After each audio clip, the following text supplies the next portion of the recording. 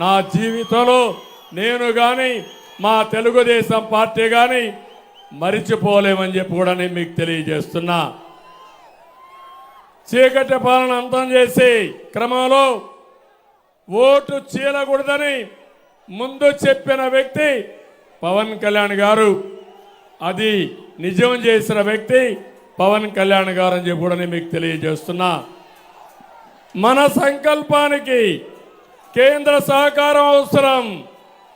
ఈరోజు అలాంటి సహకారమే నరేంద్ర మోడీ గారి ద్వారా వస్తుంది. అందరం కలిసి ముందుకు పోతున్నాం. నేను ఒకే ఒక విషయం ఉమ్మడి పశ్చిమ గోదావరి జిల్లాకు విజ్ఞప్తి చేస్తున్నా. 2014లో తెలుగుదేశం బీజేపీ కలిసి పూర్తి మద్దతు ఇచ్చిన వ్యక్తి పవన్ కళ్యాణ్ గారని చెప్పి నేను మీకు తెలియజేస్తున్నా. ఆ రోజు మద్దతు ఇచ్చారు. వెస్ట్ గోదావరిలో 15 సీట్లకు 15 సీట్లు గెలిపించిన ప్రజానీకం మా కళ్ళ ముందర ఉంది. అప్పుడే మొదటిసారి రాధాకృష్ణ కూడా ఎమ్మెల్యే అయ్యాడని విజ్ఞప్తి చేస్తున్నా. ఇప్పుడు జనసేన పవన్ కళ్యాణ్ గారు తెలుగుదేశం బీజేపీ కలిసి వచ్చాం. ఏం తమ్ముళ్ళు వైసీపీకి డిపాజిట్లు వస్తాయా అని మిమ్మల్ని అడుగుతున్నా. రానిస్తారా అని మిమ్మల్ని అడుగుతున్నా.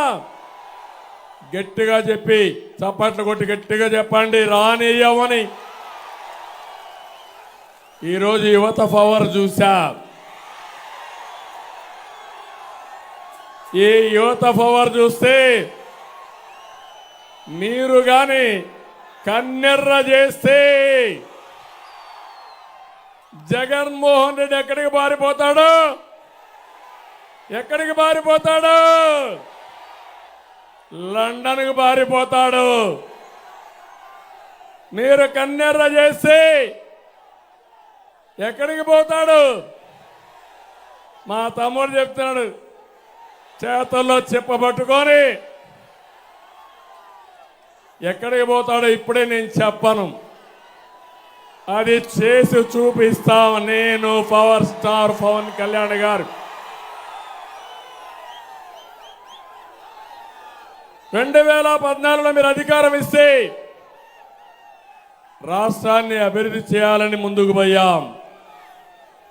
అధికారాన్ని ఒక బాధ్యతగా తీసుకున్నాం.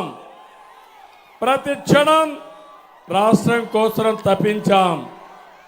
అద్భుతమైన రాజధాని ఉండాలని అందరి మద్దతుతో అమరావతిని మొదలుపెట్టాం. ప్రతి ఎకరాకు నీరు ఇవ్వాలని సాగునీటి ప్రాజెక్టులకు ప్రాధాన్యత ఇచ్చి పూర్తి చేశాం. 7 మండలాలతో కలిపి పోలవరాన్ని 72% పూర్తి చేసిన బాధ్యత ఆ రోజు ఎన్డీఏ పార్ట్నర్స్కే దక్కింది. 11 కేంద్ర విద్యా సంస్థలు తెచ్చి భూములు ఇచ్చి నిధులు సాధించి పనులు చేశాం. 100కు పైగా సంక్షేమ కార్యక్రమాలు తీసుకొచ్చాం. ప్రతి ఒక్క కుటుంబానికి బాసటగా నిలబడ్డాం. 5 ఏళ్లలో ప్రపంచంలో పెట్టుబడులు తీసుకొచ్చి మా తమ్ముళ్ళందరికీ ఉద్యోగాలు కల్పించాం. తమ్ముళ్ళు జాబు రావాలంటే మళ్ళీ మీకు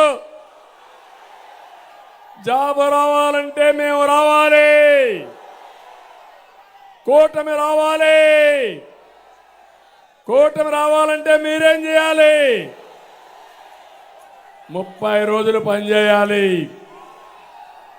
అందుకే తమ్ముళ్ళు మేము ఎప్పుడు ఆలోచించింది స్టేట్ ఫస్ట్ అనేది మా ఇంట్రెస్ట్.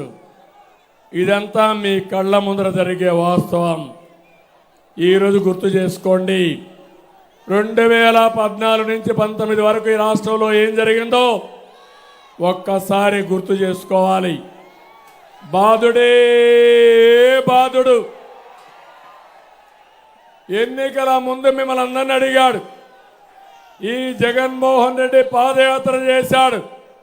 తల మీద చెయ్యి పెట్టాడు. బుగ్గలు నిమిరాడు. ముద్దులు పెట్టాడు. ఇప్పుడు ఏం చేస్తున్నాడు? గుద్దులే గుద్దులు. పిడిగుద్దులు అవునా కాదా అని మిమ్మల్ని అడుగుతున్నా.